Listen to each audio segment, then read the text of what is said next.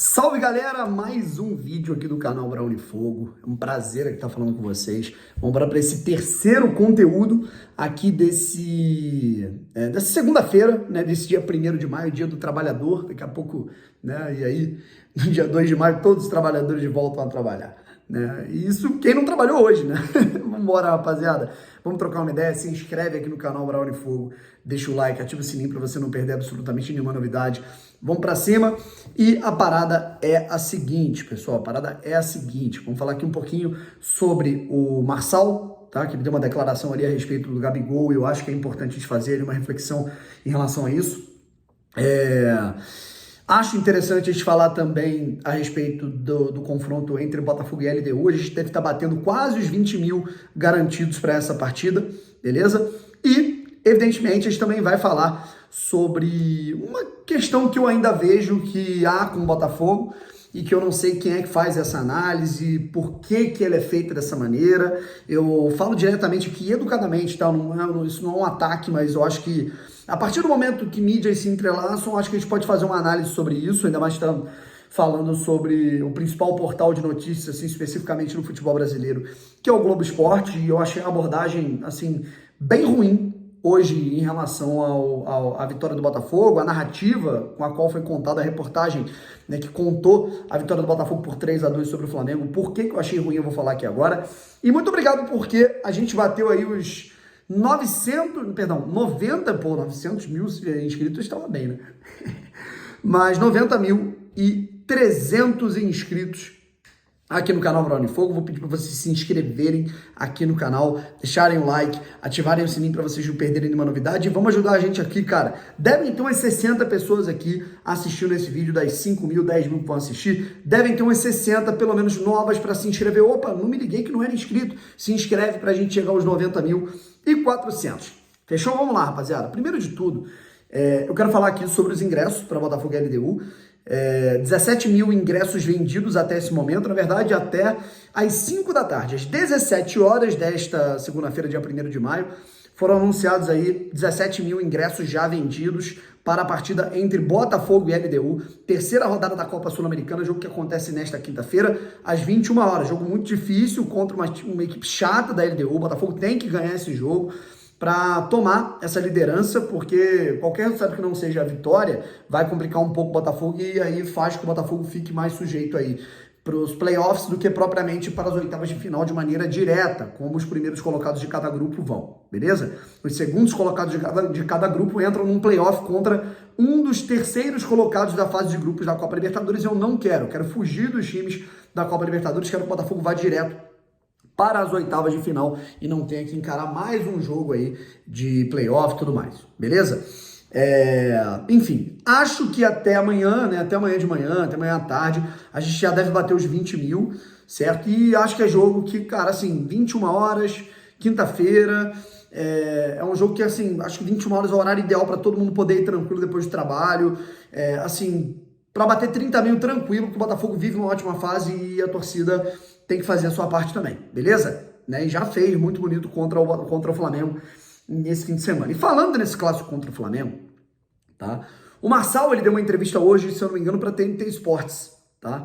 E aí uma das perguntas foi, por que você estava ali falando com o Gabigol, estava ali abraçado com ele, vocês se conhecem? E aí o Marçal fez uma revelação, né? O Marçal, lateral esquerdo do Botafogo, que eu inclusive estava receoso, falando, pô, cara, o cara vai voltar depois de 3 semanas sem jogar, volta num clássico pilhado. Eu tava com um pouco de receio, né? De, porra, cara, aí o maluco foi expulso no último jogo, justamente contra o Flamengo. Então, e aí o que acontece? Ele conta que o Gabigol tava tentando entrar na mente ali dos jogadores do Botafogo. Sabe que o Marçal é um cara estourado, um cara esquentado. E aí foi no ouvido dele e falou, pô, estão comemorando igual a Copa do Mundo, ganharam a Copa do Mundo, que fizeram o segundo gol. É o jeito do Gabigol jogar, né, cara? Ele gosta da provocação, apesar dele não estar tendo tanta margem pra isso. Quando ele fazia gol pra cacete a rodo, fazia sentido. Agora que ele tá, assim, nem a torcida do Flamengo tá aguentando ele, que ele, assim, o que a gente viu no Maracanã, gente, é estarrecedor, assim, os lances que ele perdeu, as oportunidades que ele tinha, assim, e gesto técnico, tá? Eu não tô falando de tática, não tô falando que ele tá perdido em outra rotação. Gesto técnico, ele tá assim em bonde, né? Hoje, me arrisco a dizer que hoje, tá em nível de futebol, ele tá abaixo ali do Tiquinho e do Cano, com certeza, né? Além do Pedro, né? Que é o centroavante principal da equipe do Flamengo. E aí o Marcel estava falando que ele estava tentando entrar na pilha o tempo todo, tentou arrumar confusão com ele na saída do túnel para o intervalo. E o Marcel sabia, cara, que ele não podia dar a margem, né? Que a vontade do Marcel talvez fosse, né? Vocês sabem, né? Mas o Marcel não queria dar margem para que o Flamengo tivesse alguma motivação, para que o Gabigol se sentisse motivado, entrasse na cabeça dos jogadores do Botafogo para fazer uma reviravolta, para levar ao Flamengo uma situação desfavorável para a segunda etapa. Então ele abraçou o Gabigol e falou, cara, relaxa, tá querendo arrumar confusão, vamos jogar o nosso jogo e tal. E ainda falou, não sou amigo dele não. Né? Então, achei interessante, cara, porque mostra uma maturidade diferente da que o Botafogo teve, por exemplo, contra o Vasco, da que o Botafogo teve em relação ao Flamengo no Sub-20, né, contra a equipe alternativa /Sub-20 do Flamengo lá em Brasília, que eu comentei inclusive esse jogo. O Marçal perdeu a cabeça, o Chiquinho perdeu a cabeça. E aí, cara, o Botafogo, mesmo com a arbitragem horrorosa, inclusive vazou aí o áudio, né, do VAR, a Edna falando, não, ele tenta chutar, mas aí ele chuta o cara. Cara, assim, é impossível a Edna não pegar um gancho depois dessa, na boa. Se vocês não viram, vejam, tá lá no meu TikTok, né? O TikTok do Brownie tá com... só vocês pesquisarem lá, o áudio do VAR tá lá todo disponibilizado para vocês.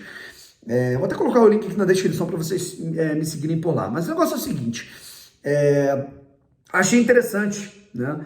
Uma coisa que o Rafael até podia pegar de exemplo para, também, assim, o Rafael é um cara que ele foi bem, mas ele coloca o coração, e aí ele quer colocar o coração porque ele é botafoguense, mas, cara, ele é jogador profissional, cara, ele não pode entrar nessas pilhas. Mas, enfim, o vídeo aqui é mais para enaltecer o Marçal por ter tido cabeça no lugar do que propriamente outra coisa. E agora a gente finaliza esse vídeo aqui, cara, falando um pouquinho sobre a reportagem, né? Toda segunda-feira tem a reportagem dos principais jogos, e o principal jogo do futebol carioca no fim de semana foi Botafogo 3, Flamengo 2 do Maracanã. E aí, cara, a narrativa me incomodou, sabe? Me incomoda, são detalhes sutis, sabe? E eu falo isso porque, cara, o Globo Esporte é a maior audiência, cara. É o momento que as famílias estão sentando na mesa para almoçar, é o momento que um cara tá sentando numa mesa, num PF, num restaurante para almoçar, e ele vai ver o Globo Esporte ali na televisão. E aí a narrativa é: Vitor Sá cai na área e a árbitra dá pênalti. Ele não fala que houve o pênalti, sabe? Para deixar dúbio, como se não tivesse sido pênalti, qualquer um vê que foi escancarado o pênalti. Qualquer um com um mínimo de senso sabe que foi pênalti, sabe? Até quem diz que não é pênalti sabe que foi, sabe? Aí se falou também sobre o Botafogo, como é que é? A raça e a determinação venceram. E desculpa, eu não acho que foram a raça e a determinação que venceram, né? Não foi a vontade que venceu. O que venceu quem colocou mais bolas no gol, certo? A reportagem destaca Lucas Perry como nome do jogo. Claro, o Lucas Perry foi muito bem, fez 2 boas defesas, só que assim como o goleiro Santos do Flamengo também fez ótimas defesas para evitar com que o Botafogo ampliasse o placar, sabe? Então, como é que o Lucas Perry ele pode ser o destaque principal da partida, apesar de ter feito 2 defesas ali importantíssimas, se o Tiquinho Soares, que é o artilheiro do time, fez 2 gols, sabe? Se o Botafogo faz 3 gols em cima do time de maior orçamento no futebol brasileiro, como é que o principal destaque é o goleiro? Se o time adversário do Flamengo faz 3 gols, sabe? Eu acho que é a ótica de quem tá vendo o jogo com o olhar do Flamengo, sabe? É por isso que eu gosto de separar as coisas. Eu falo até no meu aspecto pessoal, eu como jornalista. Eu tenho meu espaço aqui, que eu falo sobre o Botafogo, o canal Brownie Fogo. Aqui eu falo que é a gente... Nós precisamos, então, porque aqui eu me sinto um botafoguense conversando com um botafoguense, sabe? Só que quando eu tô lá no TikTok, onde eu tenho que ser imparcial, onde eu me proponho a falar de todos os times, quando eu tô numa bancada, quando eu tô comentando um jogo, certo? Quando eu tô num espaço que não é esse aqui, em que a gente não pode falar apenas botafoguense para botafoguense, cara... a gente tem que ter um mínimo de noção de que, cara, eu fiz o vídeo agora, né, do Botafogo Flamengo após a partida, eu fiz o vídeo, analisei também aspectos do Flamengo, o que o Flamengo errou, né, onde o Botafogo se aproveitou disso. A gente tem que ser neutro. E a partir do momento que eu vejo um cara do Globo Esporte, fazendo uma reportagem com um olhar, como se ele estivesse vendo daqui e tratando o Botafogo como a Argentina, o Botafogo como o operário, a raça venceu, o goleiro evitou, sabe? Desculpa, eu não consigo achar isso legal, sabe? Não consigo achar isso normal.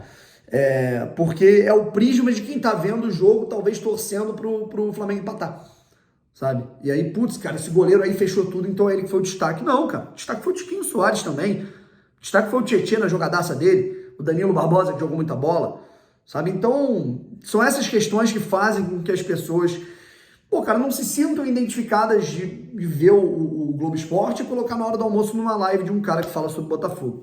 Fechou, rapaziada? É isso. Um abraço, tamo junto e fui.